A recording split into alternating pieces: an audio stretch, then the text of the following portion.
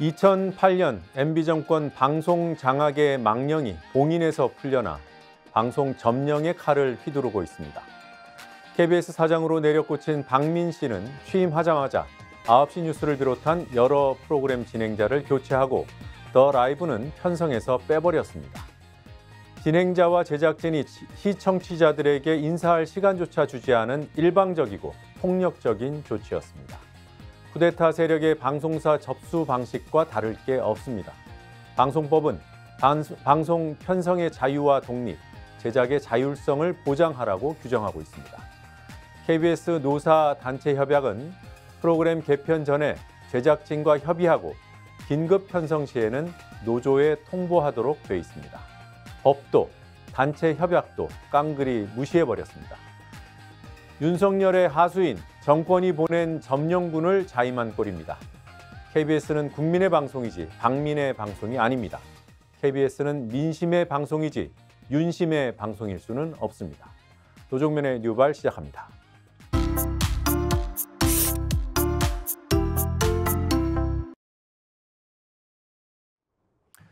네, 오늘 중요한 뉴스들에 여러분들과 함께 밑줄을 그어 보겠습니다. 밑줄 짝 첫 번째 소개해드릴 기사는 주 69시간 논란.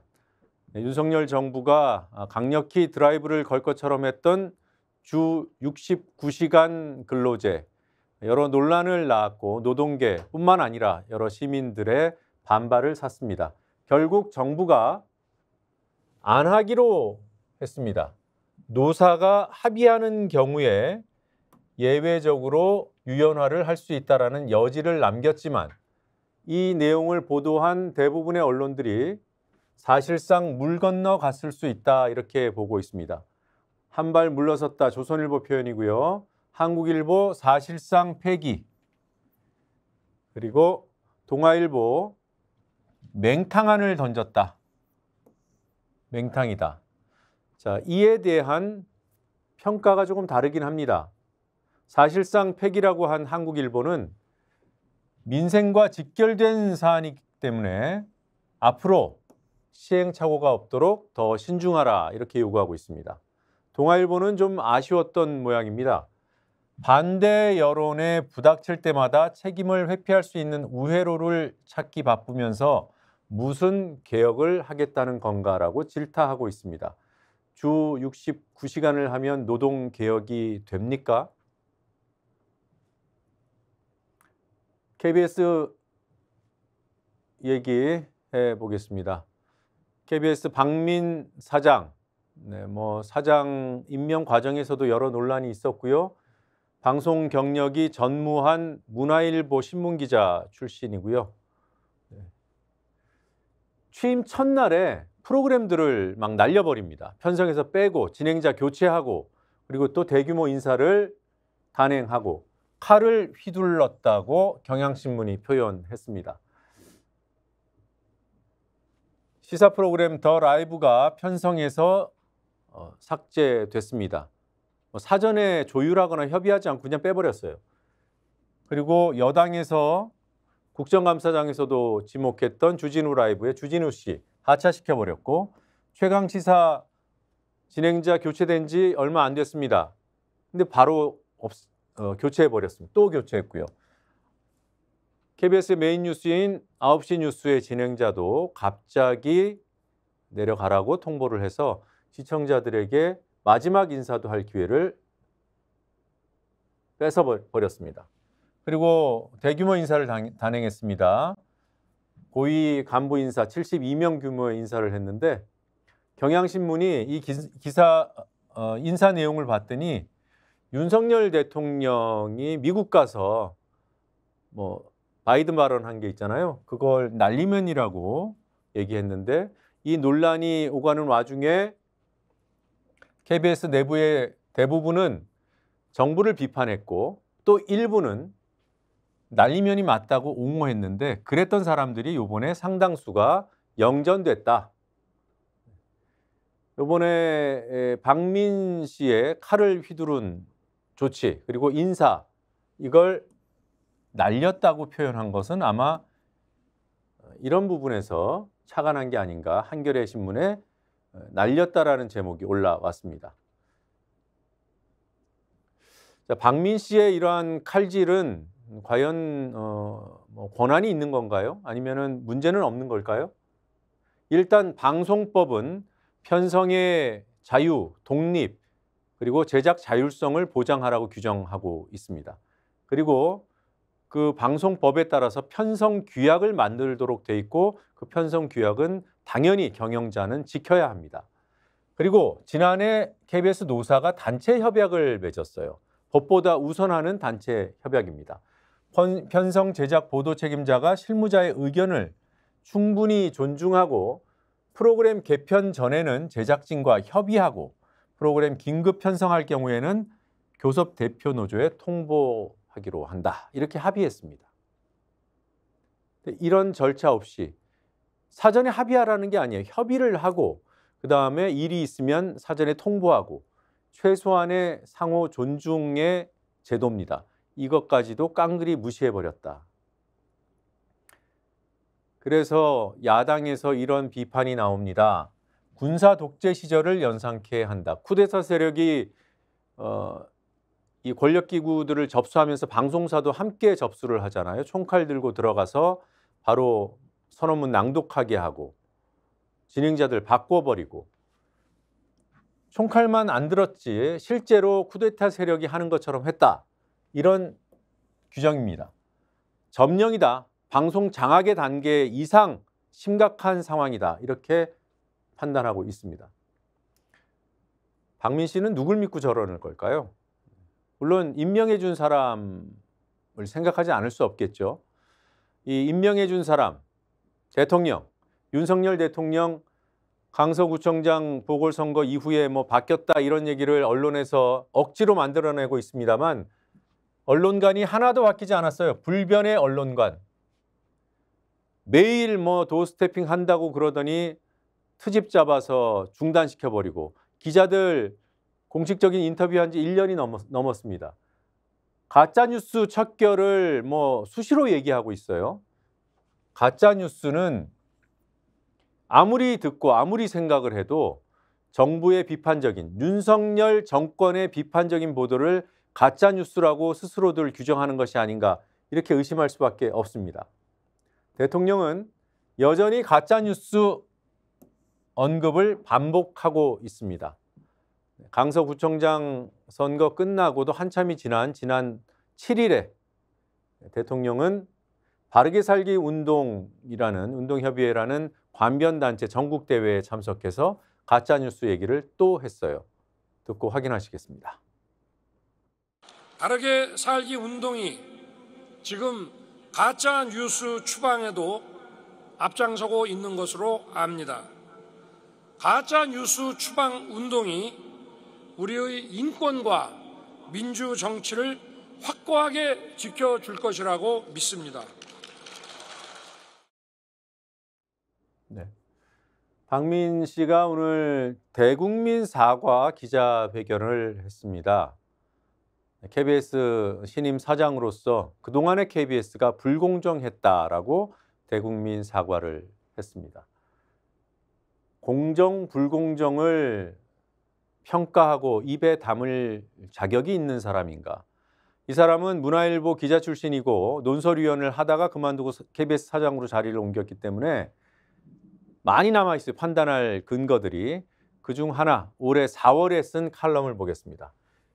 올해 4월 5일에 문화일보에 실린 칼럼 박민의 실온, 본인의 이름을 걸고 칼럼을 썼습니다. 이재명의 운명과 윤핵관의 선택. 이재명은 어떤 운명이고 윤핵관은 어떤 선택을 해야 하는가. 이걸 칼럼이라는 이름으로 써놨어요. 말할 권리로 진실을 은폐해온 이재명 민주당 대표. 이재명 대표는 진실을 은폐하는 사람이에요. 박민 씨의 눈에는 본인이 뭐 수사를 해봤습니까? 판사입니까? 진실을 은폐했는지 본인이 무엇으로 몰락이 시작될 거래요. 민주당은 분당이 가시화될 것이다. 자, 이재명의 권력은 붕괴할 수밖에 없다. 민주당 지도부가 붕괴하거나 분당 사태가 벌어질 수 있다.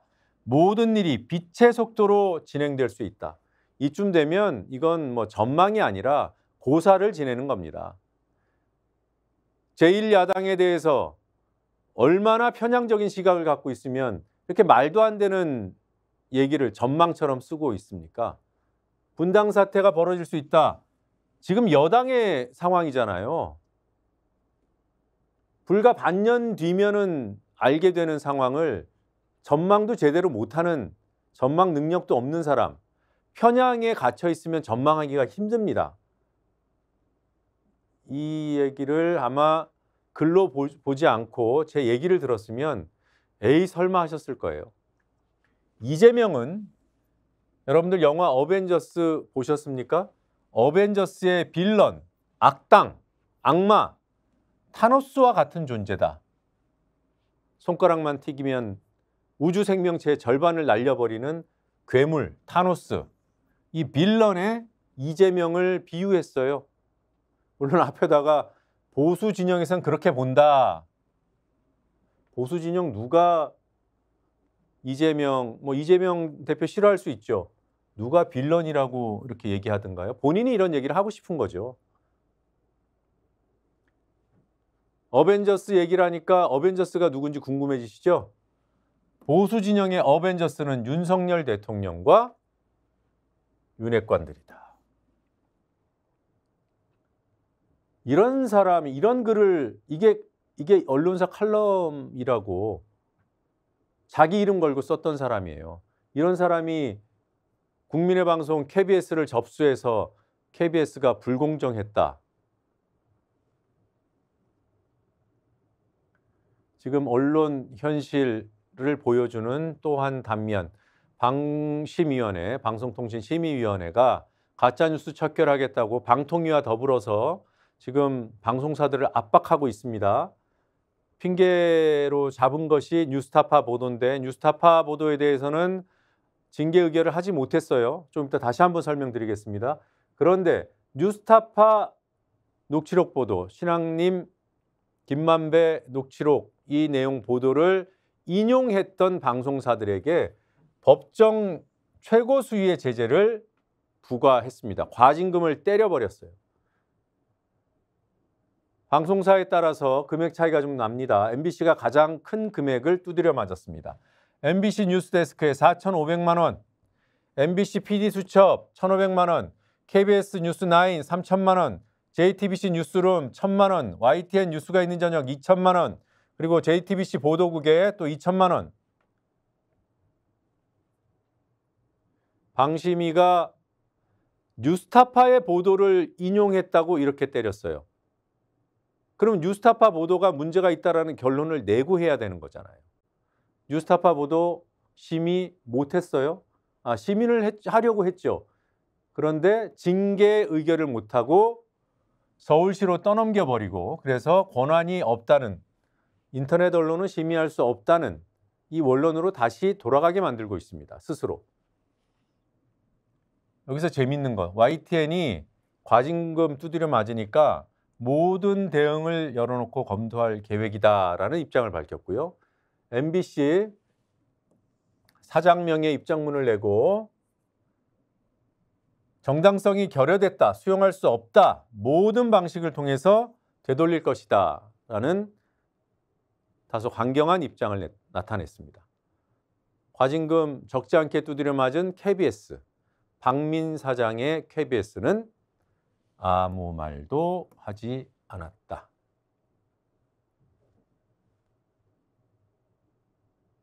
지금 언론 상황 세계적으로 웃음거리가 되게 생겼습니다. 미국의 유력 신문 뉴욕타임스 1면에 한국 언론이 장식됐습니다. 뉴욕타임스 신문 1면에 서울이 검열 우려 속에 가짜 뉴스를 정조준한다. 서울은 윤석열 정부 또는 한국을 의미하는 겁니다. 가짜 뉴스를 정조준하는데 검열, 독립을 침해하는, 언론의 자유와 독립을 침해하는 검열이 우려된다는 게 뉴욕타임스 일면 기사의 제목이에요. 내용이기도 하고. 뉴욕타임스도 우려한 가짜뉴스 척결 논란.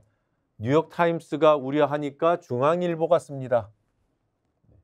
이 언론 현실에 대해서 소극적인 보도로 일관해온 중앙일보가 뉴욕타임스가 쓰니까 이제서야 이런 사설을 씁니다. 뭐 지금이라도 썼으니까 다행이라고 해야 할까요? 뉴욕타임스는 뉴스타파 인터뷰 의혹과 관련해서 검찰의 이런 압수수색, 언론계를 향한 압수수색, 이걸 전하면서 이런 조치를 취한 경우가 민주화 이후에 거의 없었다.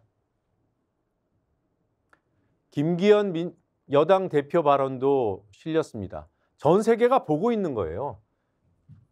사형에 처할 반역죄다. 뉴스타파 기사. 네? 사형에 처할 반역죄다. 바이든 날리면 보도도 이걸 정부가 MBC 소송 제기했죠. 이것도 언급했어요. 기사에 들어가 있어요. 창피합니다. 이러면서 뉴욕타임스의 입장을 적습니다. 가짜 뉴스가 무엇인지 결정하는 것을 정부에 맡기는 것은 위험하다.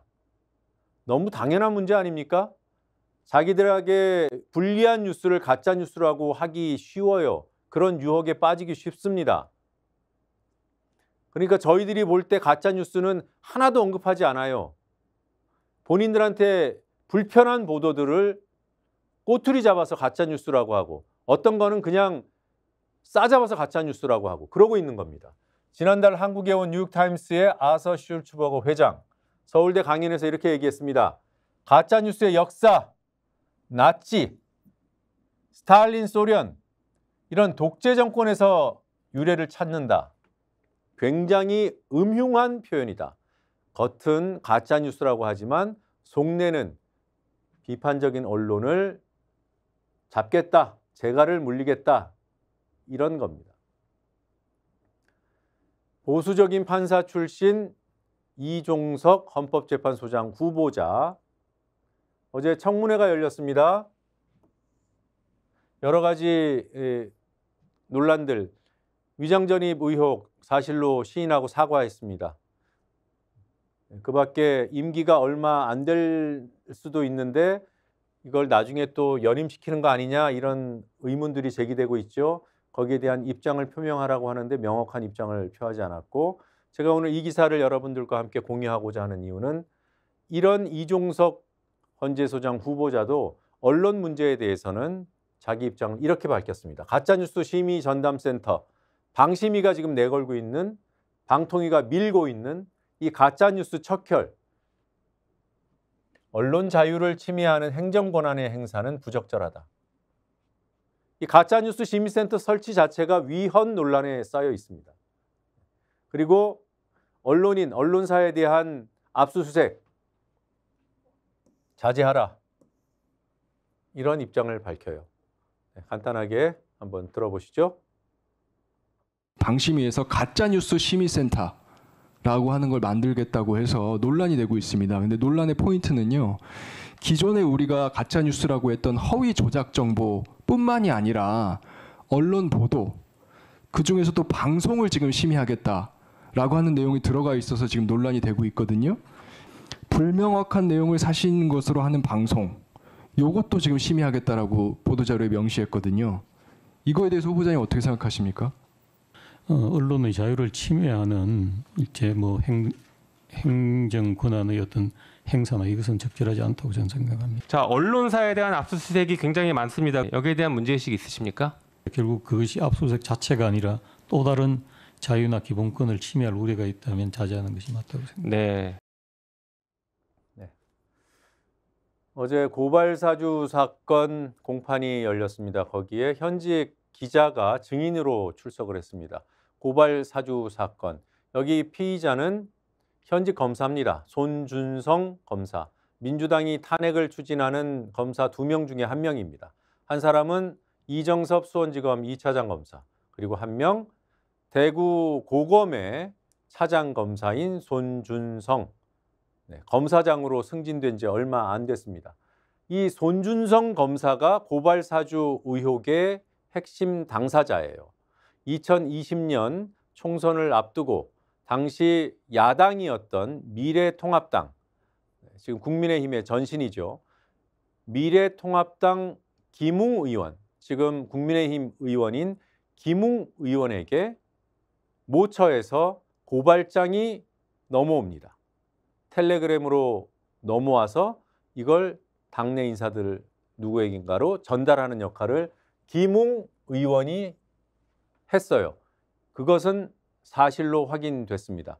김웅 의원은 검사 출신이고 손준성 검사와는 친구지간입니다.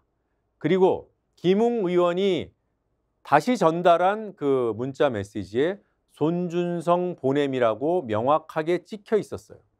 그래서 손준성 검사가 김웅 자기 친구 의원에게 고발장과 자료를 넘겼다. 어렵지 않게 추정이 됐습니다. 그런데 손준성 검사가 잡아뗍니다. 그러면 증언해 줄 사람 김웅 의원이 있죠. 근데 김웅 의원이 이 사안이 불거졌을 때 일이 있었던 것은 2020년 총선 직전이고요.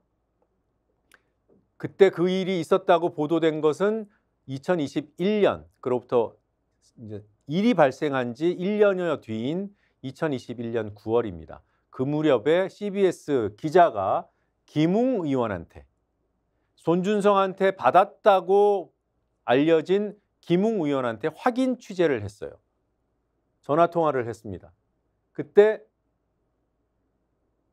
이 CBS 기자가 김웅 의원한테 듣고 쓴 기사 제목이 이겁니다.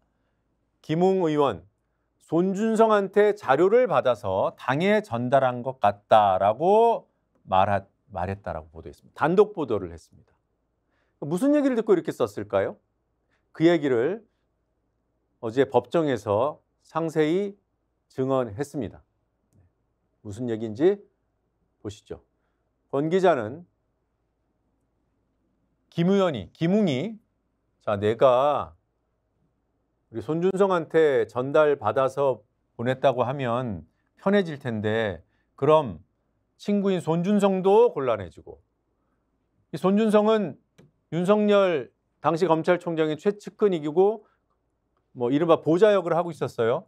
윤석열 후보에게도 영향이 미칠 것 같다. 의심들 그렇게 하잖아요. 윤석열 총장이 지시해서 손준성이 범여권 인사들 몇 명 추려가지고 미래통합당에다가 이 사람 고발해, 우리가 수사해 줄게. 뭐 이런 구도로 사람들이 의심하고 있습니다. 그리고 또 김웅 의원 검사 출신 인사인데 당으로 끌어들인 유승민 후보에게도 책임이 돌아갈 수 있다. 이런 것들을 그때 취재할 때 김웅 의원이 걱정하더라. 이거죠. 내가 받긴 받았는데 내가 어떻게 받았다고 얘기해. 그럼 내 친구 준성이는 어떻게 되고 윤석열 후보는 어떻게 되고 유승민 의원은 또 어떻게 돼. 이런 걱정을 하더라라고 증언을 한 겁니다. 이런 증언을 한 뒤에 이 CBS 기자는 이 얘기도 붙였어요. 취재한 내용을 법정에서 증언을 하긴 했는데 이것 자체가 언론 침해다. 공수처가 수사를 제대로 했으면 이렇게 기자가 취재 내용까지 시시콜콜 얘기해야 되는 상황은 없었을 거 아니냐. 한마디로 공수처 너희들 수사 좀 제대로 하지 그랬니? 라고 비판한 겁니다. 그래도 그나마 공수처가 기소라도 했으니까 여기까지 온 거죠. 공수처가 현직 검사는 기소할 수 있어요. 그래서 손준성 검사는 기소했습니다. 그런데 김웅 의원을 공범 관계로 보고 검찰에 이첩합니다. 왜 이첩했을까요? 기소를 직접 할 수가 없어서. 근데 검찰이 불기소해 버립니다. 김웅은. 그래서 김웅 의원은 지금 빠져 있는 상황에서 재판이 진행되고 있는 거예요. 그런데 지금 피의자가 아닌 김웅 의원도 이런 CBS 기자의 증언을 들어보면 본인이 손준성한테 받은 거를 사실상 시인한 것으로 들리지 않습니까? 어떤 책임을 지는지 앞으로 재판 과정 그리고 또 김웅에 대한 정치적 평가 이런 것들을 지켜보면 될 것 같고요. 이런 의혹을 사고 있는 사람을 탄핵하고 하려고 하는 게 민주당의 입장인 거예요. 손준성 탄핵을 해야 됩니까? 말아야 됩니까?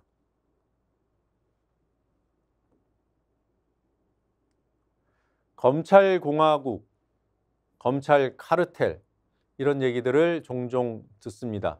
아니, 자주 듣게 됩니다. 그리고 자주 떠올리게 됩니다. 기사를 많이 보면 볼수록 우리나라가 정말 검찰공화국이 맞지 않나? 과거 고려에서 조선으로 넘어간 뒤에 신진사대부라는 세력이 권력을 장악하듯이 검사들이 권력을 지금 장악해서 세력을 키워가고 있는 거 아닌가? 이런 생각을 하게 됩니다. 정말 검찰공화국이 맞는지 그렇게 우리 시민들은 인식하고 있는지 시사인이 대국민 검찰 여론조사를 해봤습니다. 대한민국 검사 2,100명 정도라고 합니다. 2,100명이 대한민국을 쥐락펴락하고 있다. 이런 의심을 하게 되죠. 검찰청 법에 검사가 누구인지 규정되어 있습니다. 공익의 대표자다. 여러분들 동의할 수 있습니까? 검찰 인식 저변을 보여주는 조사가 그동안 없었다고 해요. 국민이 검찰을 어떻게 인식하고 있는지 제대로 된 조사가 없었다고 합니다. 윤석열 정권의 검찰 덕분에 이런 조사 결과도 확인할 수 있게 됐습니다. 시사인이 설문 항목 100개가 넘는 규모가 큰 방대한 양의 대형 조사를 실시했습니다. 모집 단위는 성인 남녀 1,000명이고요. 표본 크기 1,000명, 표본 오차가 95% 신뢰 수준의 플러스 마이너스 3.1%포인트, 그리고 응답률이 11.7%로 나타났습니다. 한 달 전에 실시한 조사군요. 한국 리서치에 의뢰했습니다. 자, 이제 내용 보겠습니다. 100개 항목을 물어봤는데 여러분들께 다 설명드릴 수는 없고요. 중요한 몇 가지만 추려놨습니다. 이 문구를 같이 한번 읽어보시죠. 군사 독재 시대에서는 검찰권이 검찰 권력의 의도대로 운영되는 정도였다면 이제 검찰 자체가 정치 권력을 잡았다. 권력의 시녀가 권력 자체가 된 것이다. 검찰청이 경찰청, 국세청, 관세청 등 17개 청 위에 군림함은 물론이고 정부 각 부서 요직에 전현직 검사를 배치해서 검찰 가족이 지배하는 나라를 만들어 버렸다. 이 문구를 보여주고 동의 여부를 물었습니다. 동의한다는 의견이 62.4%로 나타났습니다. 이 얘기를 한 사람은 유명한 사람인데 누가 한 말인지 밝히지 않고 질문을 해서 나타난 수치입니다. 누가 한 얘기인가요? 조국 전 장관이 한 얘기입니다. 동의한다 62.4%. 국민인식이 이런데도 대통령 비서실장이라는 사람은 국정감사장에서 검찰 출신 1%도 안 되는데 이런 식으로 얘기했어요. 별 문제 없다. 여권에서도 현실과 동떨어진 대답이라는 답이 반응이 나온다라고 조선일보가 보도하고 있습니다. 영남 편중 인사도 지적을 하니까 문재인 정부에서는 호남 인사 쓰지 않았냐. 이런 본질을 회피하는 조선일보가 간단하게 정리해 놓은 부분에서도 박민식 국가보훈부 장관 검찰 출신, 김홍일 국민권익위원장 검찰 출신, 김남우 국정원 기조실장 등등등등등등등등이 검찰 출신이에요. 요직을 잡고 있는 거죠. 그런데 김대기 비서실장 뭐라 그랬습니까? 빅3에는 없다. 국무총리, 대통령 비서실장, 그다음에 국가안보실장 그 3명만 없으면 되는 건가요? 각종 공기관에도 포진해 있는데 김대기 실장이 한 말 직접 확인하고 가겠습니다. 우리 100여 명 정도의 검찰 출신들을 정부, 공공기관 등등에 다 포진시켰습니다. 말 그대로 국민 모두가 윤석열 정부는 검찰 카르텔 정부다라는 것을 인식할 수 있는 주요 내용들을 한 100여 명 정도 쭉 정부에 포진시켰습니다. 그 검찰 위주의 인사 말씀하시지만 저희 대통령실만 보더라도 수석 이상의 검사 출신은 한 명도 없고 내각을 보더라도 총리, 비서실장, 국정안보실장, 국가안보실장 이거 빅3라 그러지 않습니까? 한 명도 없고 문제는 이제 비서관 몇 명 있는데 그걸 가지고 하고 그다음에 제가 한번 파악을 해봤어요. 하도 우리가 검찰이 진짜 많은지. 그래서 공공기관 임원 중에 검사나 검찰직 그 일반직이죠. 그 사람들 다 출신을 보니 34명인데 그 중에도 현 정부에서 임명한 사람은 18명이고 나머지는 지난 정부에서 또 임명한 사람들이 아직 남아 있는 거고 전체적으로 보면은 이런 검찰 인력은 한 1%도 안 되더라. 네, 시사인 여론조사 내용 항목별로 하나씩 보겠습니다. 검사는 국민을 위해 일하는 공무원이다. 이거 어떻게 보면 당이론이죠. 일해야 하는 공무원이다. 그렇다. 절반이 넘었습니다. 검사는 법에 따라 공정하게 수사하고 있는가? 그렇지 않다. 60%에 육박합니다. 검사는 권력자의 부패와 기업의 비리를 단호하게 수사하고 있다. 천만의 말씀이다. 67.9%. 검사는 동료 검사 및 검사 출신 인사에 대한 수사를 공정하게 하고 있다.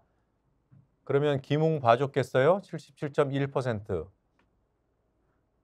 뭐 한마디로 웃기는 소리라는 얘기죠. 내가 죄를 저질렀을 때 검사 친구가 있다면 도움이 될 것 같다.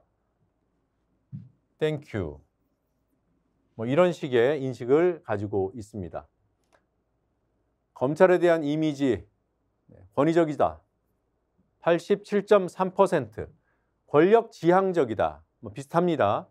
84.6%. 유능하다 54.4%.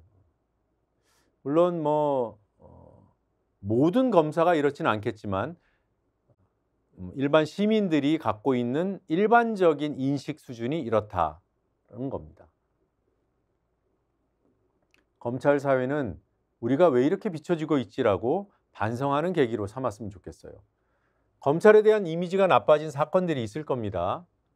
많이 보도된 사건들, 그리고 공분을 산 사건들, 검찰 고위 간부가 여성 검사를 성추행한 사건, 이 사건 때문에 검찰에 대한 이미지가 나빠졌다라고 응답한 사람이 67.1%. 그러니까 건건이 다 영향받았다 아니다 이렇게 응답한 거예요. 고발 사주 의혹 당사자 손준성 검사죠. 검사장으로 승진시켰어? 그렇게 하면 안 되지. 검찰 점수를 깎아먹은 겁니다. 검찰 특활비, 업무 추진비 이런 거를 멋대로 쓰고 오남용하고 그리고 감추고 62%가 이 사건 때문에 이런 일들 때문에 검찰을 좋게 볼 수 없다고 답했습니다.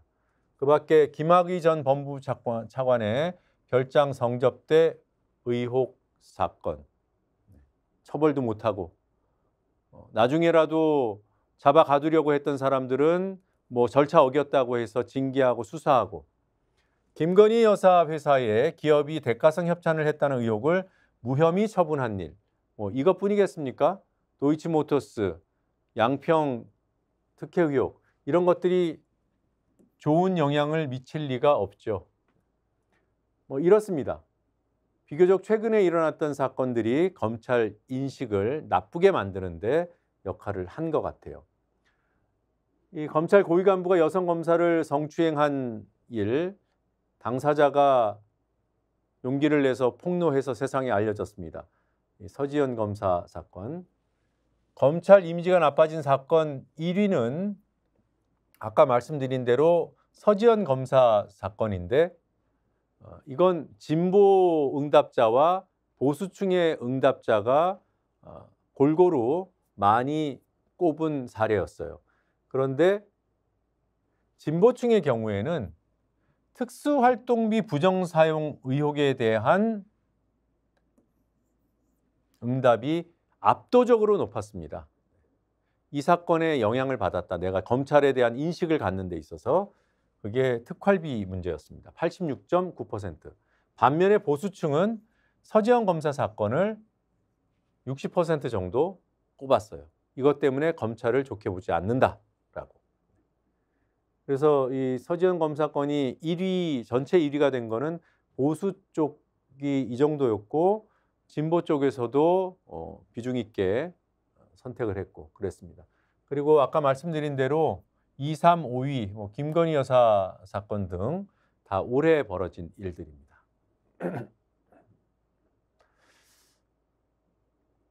왜 검사하죠?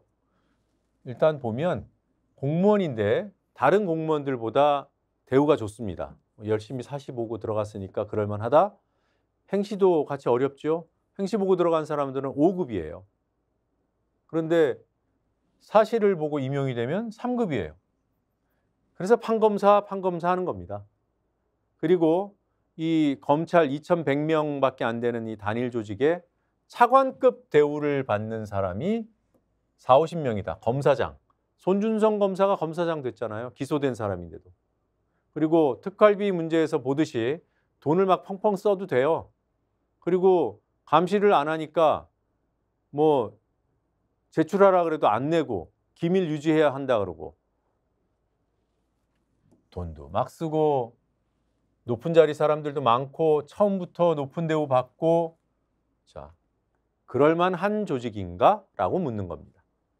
검사는 호봉, 처우 등에서 일반 공무원보다 많은 권한을 누릴 자격이 있냐 아니냐. 있다고 응답한 사람 32.8%. 천만의 말씀. 그럴 이유가 없다 49%. 이렇게 나왔습니다. 자, 검사 전부 다 나쁜 사람일 수는 없겠죠. 2,100명이나 되는데 대다수의 검사는 청렴하다. 그렇게 믿고 싶은 사람들이 42.3%로 나타났습니다. 전부가 나쁘지는 않을 거야.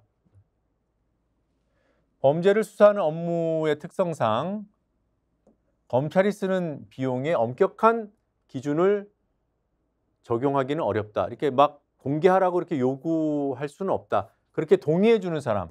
특활비 자꾸 들추려고 하지 말자. 이 정도 입장을 갖고 있는 분들이 36%에 불과했습니다. 검찰은 세금을 투명하게 사용하고 있다.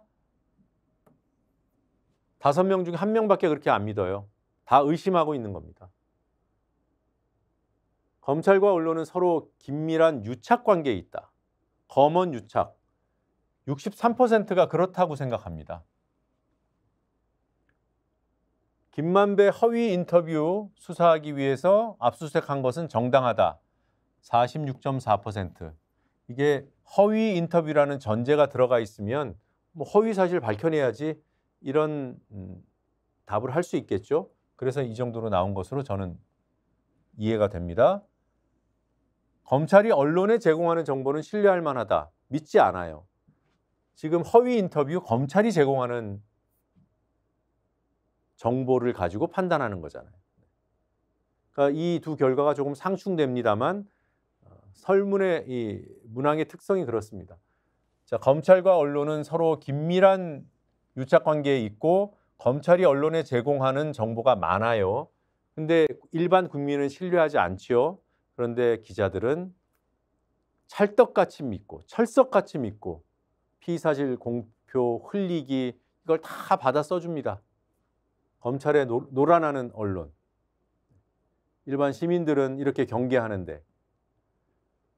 자, 아까 김대기 대통령 비서실장이 검찰 주요 요직이 없다. 얼마 안 된다. 권영세 지금 통일부 장관 내려놨습니다만 검찰 출신이고요. 원희룡 장관, 한동훈 장관, 박민식 장관, 그다음에 차관급인 이완규, 이복현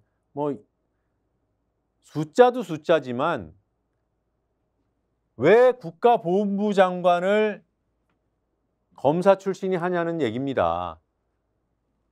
왜 금융감독원장을 검사 출신이 하냐는 얘기예요. 왜 국가인권위원회 상임위원을 김용원 씨가 하냐는 얘기입니다. 국무총리 비서실장은 왜 검사인데? 이런 의문에 답을 해줘야지. 얼마 안 된다? 빅3에는 없다? 그래서 궤변이라고 말씀드린 겁니다. 그리고 대통령실 수석 이상으로는 한 명도 없다고 했잖아요. 그리고 그러면서 뭐 비서관 몇 명 이런 얘기를 했는데 그 비서관들 한번 봅시다. 윤재순 총무비서관, 강의구 부속실장, 복두규 인사기획관, 이시원 공직기강 비서관, 주진우 법률비서관, 이원모 인사비서관, 이영상 국제법무비서관, 인사, 자금, 그다음에 공직기관 감사 이 권한을 다 쥐고 있잖아요. 검사들이. 수석들이 이 사람들 당할 수 있습니까? 누굴 바보로 합니까? 윤석열 정부에서 임명된 공공기관 임원 1명, 2, 3, 4, 5, 6, 7, 8, 9, 10, 11, 12, 13, 14, 18명. 김대기 실장이 숫자는 맞췄습니다. 그런데 어느 자리에다가 갖다 앉혔는지를 보세요. 국립암센터, 서울대학교 병원, 예금보험공사, 여기 뭐 법이 들어가니까 그렇다고 치고요. 가스공사, 관광공사, 네? 기상산업기술원, 발전, 마사회, 보건사회진흥원, 산업안전보건공단, 산업은행, 한국수자원조사기술원, 식품안전관리인증원, 연구재단, 원자력안전기술원, 안전재단 이런 데 가 있는 겁니다. 검사 출신들이. 네?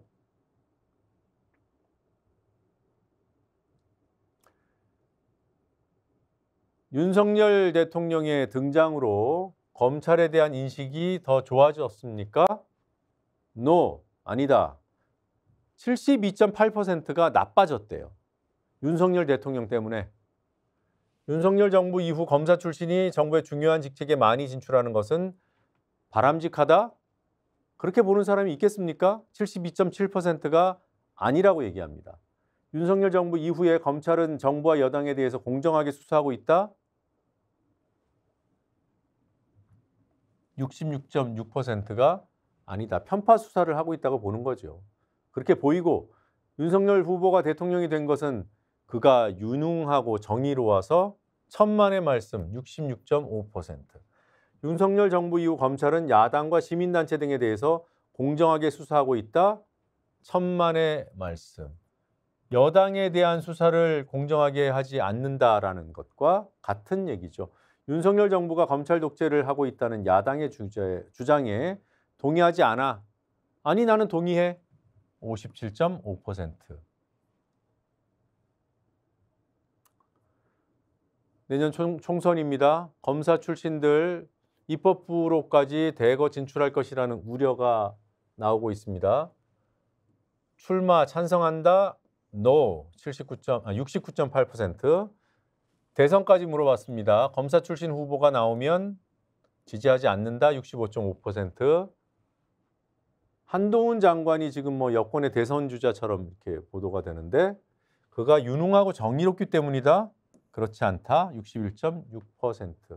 뭐 이런 세세한 내용 하나하나가 뭐 다 뭐 흥미롭기는 합니다만 전반적으로 봐야죠. 이런 결과들이 왜 나오는가? 검찰 조직은 스스로 물어야 됩니다. 스스로 묻고 스스로 바뀌지 않으면 이 권력이 얼마나 갈 것 같습니까? 아마 시민들로부터 철퇴를 받을 수밖에 없습니다. 시간이 얼마 남지 않았습니다. 잠시 뒤에 이어서 발라 버릴 뉴스들 살펴보겠습니다.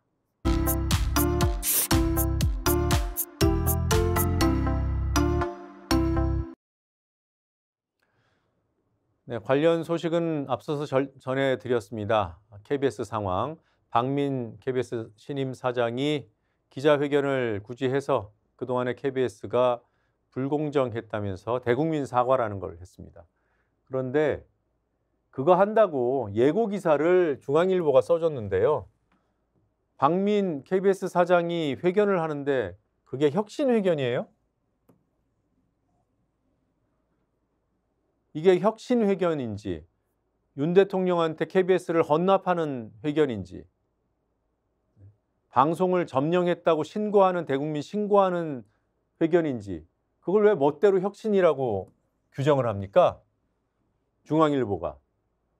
그래놓고 뉴욕타임스 일면 기사는 왜 소개해요? 앞뒤가 안 맞아요. 박 사장 출근 첫날 편성규격과 제작 자율성은 한 방에 무너뜨렸다. 이게 구성원들 사이에서 나오는 얘기고 노조에서 나오는 얘기죠. 이걸 이렇게 짧게 다뤘어요. 마치 일방의 입장을 다뤄주는 것처럼.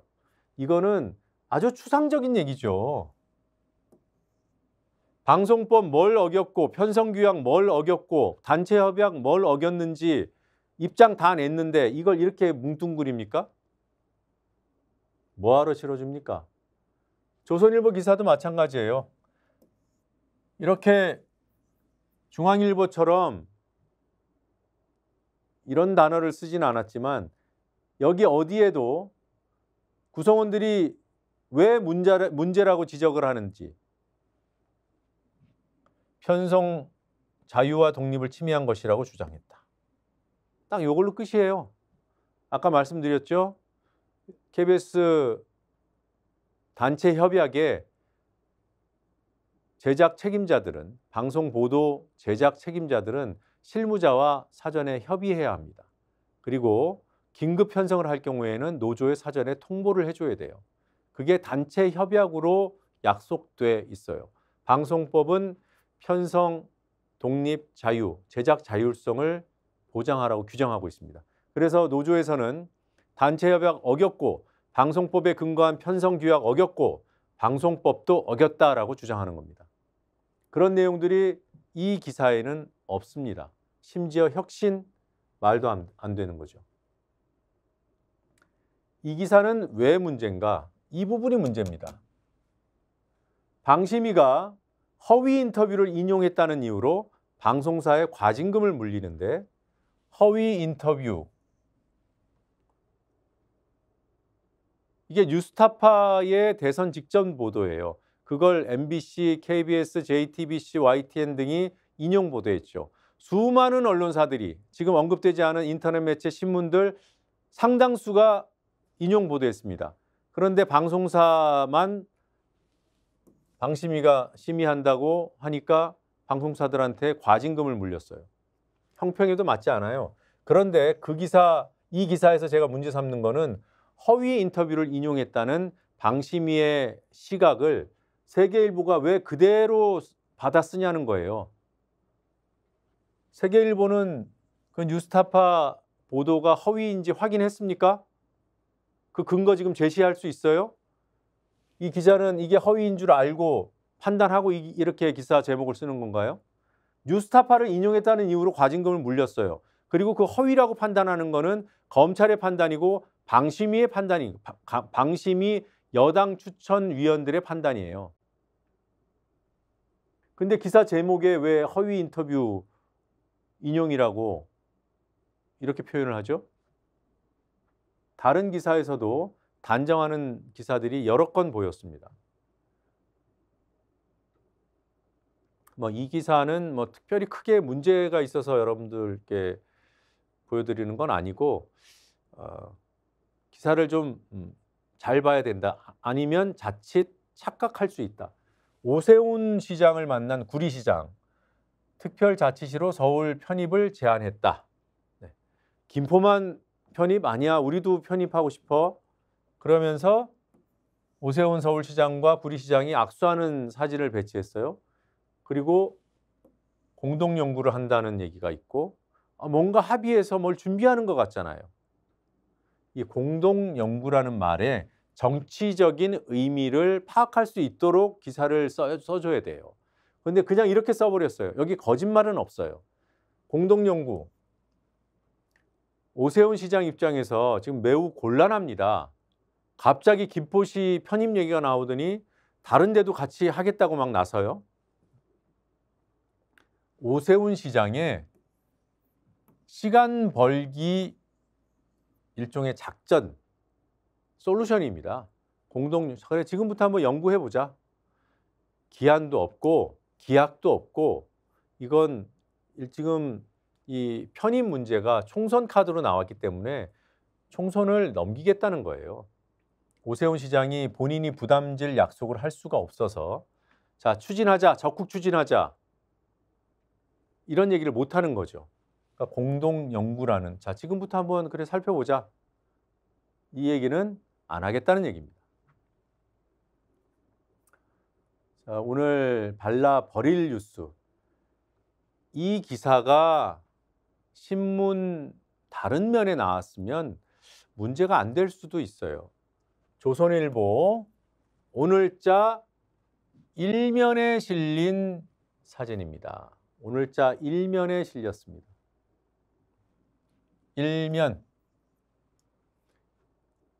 큼지막한 사진이 실렸고 거기 옆에 구본무 전 회장, 고 구본무 회장 2018년에 돌아가셨습니다.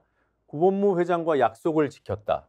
LG가 29년 만에 무려 29년 만에 한국 시리즈 우승을 거머쥐었잖아요. 좋아하는 LG 트윈스 선수들. 자, LG의 29년 만에 우승. 누구의 기쁨입니까? 선수들, 땀 흘린 선수들, 그리고 선수들 못지않게 마음 졸이면서 응원해준 팬들, 그 29년을 기다린 그 팬들, 그분들이 주인공이고 그분들이 일면에 올라가야죠. 왜 회장님을 일면에다 올립니까? 얘기를 들어보면 아, 그런 일이 있었나? 뉴스 가치가 있어요. 써줄만 합니다. 다른 신문들은 뒷면에 이것도 하나의 가십이니까 재밌는 얘기거리니까 보도할 수 있어요. 그런데 일면에 올린 것, 이 편집에 대해서 왜 주인공을 시민들, 응원한 이 팬들을 뒤로 밀고 회장님을 올렸냐는 문제 제기를 해보는 겁니다. 구본무 LG그룹 선대 회장은 이 LG 트윈스가 우승을 하면 롤렉스 시계를 그 한국 시리즈 MVP 선수에게 주겠다고 약속을 했답니다. 이게 97년에 LG 트윈스가 94년도에 우승을 했죠. 그리고 나서 이제 우승을 못하니까 건 거예요. 비싼 롤렉스 시계를 주겠다고. 결국 그 약속을 지켰다는 건데 그렇습니다. 이 정도 보겠습니다. 네. 네, 잠시 뒤에 쪽지 시험 풀어볼 텐데 오늘은 5문제 준비했고요. 한 문제는 주관식으로 출제해 봤습니다. 1분만 있다가 오겠습니다.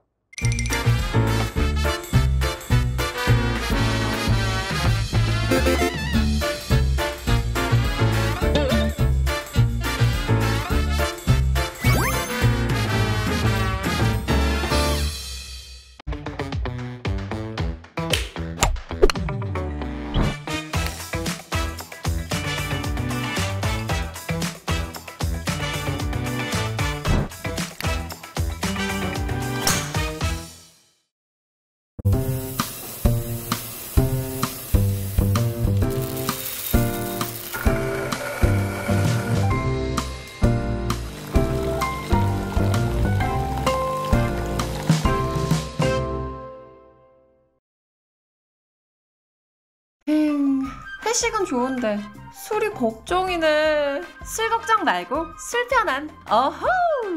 제가 술이 약해서 술 걱정 말고 술 편한 오호.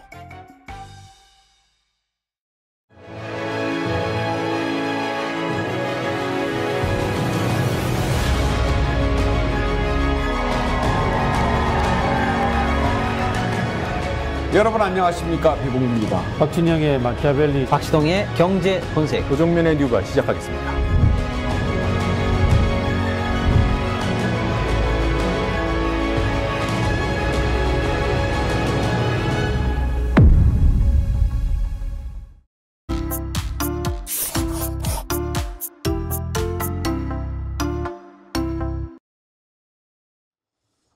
네, 여러분들 어제도 말씀드렸습니다만 스픽스의 60만 구독자 돌파 여러분들 덕분입니다. 앞으로도 계속 관심 가져주시고 주변에 또 널리 알려주시기 바랍니다. 오늘 쪽지시험 1번 문제 KBS 박민 사장 얘기입니다. 취임하자마자 9시 뉴스 앵커 교체하고 또 최욱 씨가 진행하는 더 라이브를 편성해서 빼버리고 여당에서 콕 집어서 지목했던 프로그램 진행자, 출연자 정리 들어갔죠. 이 사람은 문화일보 논설위원 때 이재명 민주당 대표를 영화 속의 악당인 타노스에 비유를 했고요. 윤석열 대통령과 윤핵관들은 이 타노스에 맞서는 누구에 비유했습니다. 자, 이 빈칸에 들어갈 말을 찾는 문제입니다. 어쩌다 벤져스, 어벤져스, 골빈저스. 골벤져스 아니고 골빈저스입니다. 네, 민주당이 이정섭 수원지검 2차장 검사와 함께 탄핵을 추진하는 손중성 대구고검 검사장, 차장검사죠. 2020년 총선을 앞두고 이런 일이 있었습니다. 당시 야당이던 미래통합당에 검찰 쪽에서 뭔가 자료가 넘어왔는데 그걸 김웅 의원이 받아요. 그리고 그걸 당에 전달합니다. 그게 이른바 고발 사주 사건입니다. 범여권, 그 당시 여권의 여러 인사들을 고발해라. 그러면서 고발장까지 그 폼까지 작성해가지고 김웅 의원한테 넘깁니다. 그 넘긴 사람이 바로 손준성 당시 검사다라는 의혹, 그 사건입니다. 지금 공판이 벌어지고 있어요. 이 수사기관에서 이 사건을 수사했고 손준성을 기소했습니다. 근데 어제 공판에서 김웅 의원을 취재한 다음에 이런 기사를 쓴 사람, 김웅 의원의 발언, 손준성한테 자료를 받았고 당에 전달한 것 같다. 이렇게 단독 보도를 한 기자가 증인으로 출석을 해서 당시 김 의원에게서 그런 취지로 들었다라면서 그 당시에 이 기사를 다시 한번 재확인해 줍니다. 그러면서 취재 내용을 법정에서 증언하는 것 자체가 언론자유 침해다, 부적절했다. 애초에 수사기관이 제대로 수사를 했으면 이런 일이 없었지 않냐라면서 이 수사기관을 비판했습니다. 이 수사기관은 무슨 수사기관일까요? 기관명을 쓰는 겁니다. 뭐 전체 명을 다 쓰셔도 되고 줄임말을 쓰셔도 됩니다. 힌트! 줄여서 쓰시면 세 글자예요. 첫 페이지에 두 문제 보셨죠? 넘어갑니다. 3번 문제, MBC의 로고송 가사는 만나면 좋은 친구. 다 아실 겁니다. KBS의 로고송 가사는 뭐뭐를 다 하는 뭐뭐의 방송. 빈칸에 들어갈 말을 짝 지어주세요. 맞추시기 쉽게 지문 2개만 냈습니다. 그런데 오답이 굉장히 많을 것 같아요. 검찰 출신 인사들이 윤석열 정부와 공공기관 곳곳에 포진해 있습니다. 해당 사례가 아닌 것. 검찰 출신 인사가 가 있지 않은 곳을 찾는 거예요. 찾기 어렵습니다. 하나하나 다 기억을 못 하실 테니까 4번 문제도 오답이 많을 것 같아요. 국립암센터, 원자력병원, 가스공사, 마사회, 산업은행, 기상산업기술원. 이거 정답은 딱 하나입니다. 복수 정답 아니에요. 자, 5번 문제, 마지막 문제입니다. 자, 구리시장과 서울시장이 만났어요. 그래서 공동 뭘 하기로 했습니다. 이 편입을 추진해 달라는 인접도시의 요구를 받고 서울시의 오세훈 시장이 좀 난처해지고 있는 것 같아요. 그래서 이런 부담을 덜고 시간을 벌겠다는 그런 뜻이다. 그런 의미로 요 정도까지는 약속을 해준다.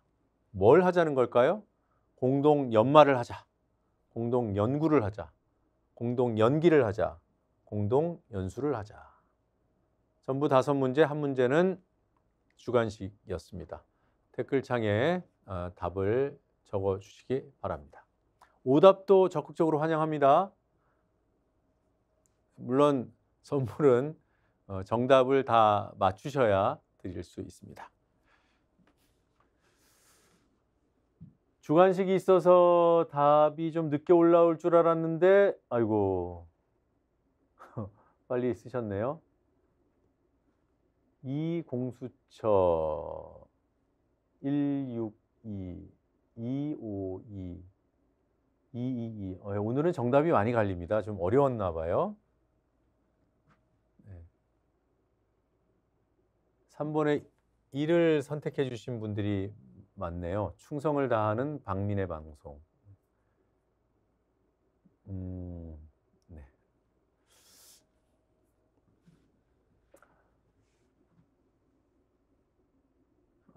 자, 보시죠.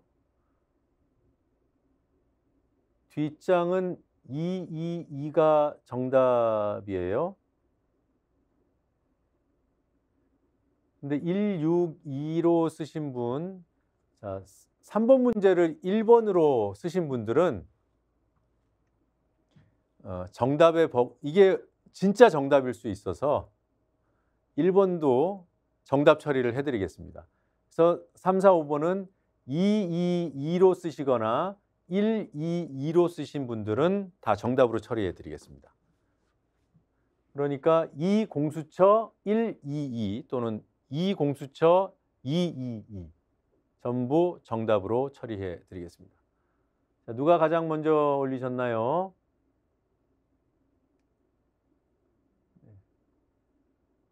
이공수처 262 안타깝네요. 나나나님이 이공수처 222 맞추셨고요. 이공수처 122 쓰신 분 한번 보여주세요.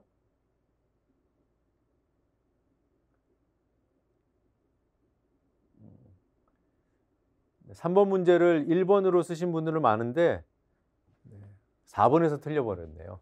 그렇죠. 기상산업기술원에 왜 검사 출신이 갑니까? 왜? 네? 기상산업기술원, 산업은행에 왜 검사 출신이 갑니까? 마사회하고는 무슨 관계가 있어요? 참 안타깝습니다. 네, 오늘 지금 어느 카메라를 봐야 되지? 2번 보면 되죠? 네, 오늘 쪽지시험 이 정도 풀어보겠습니다. 고맙습니다.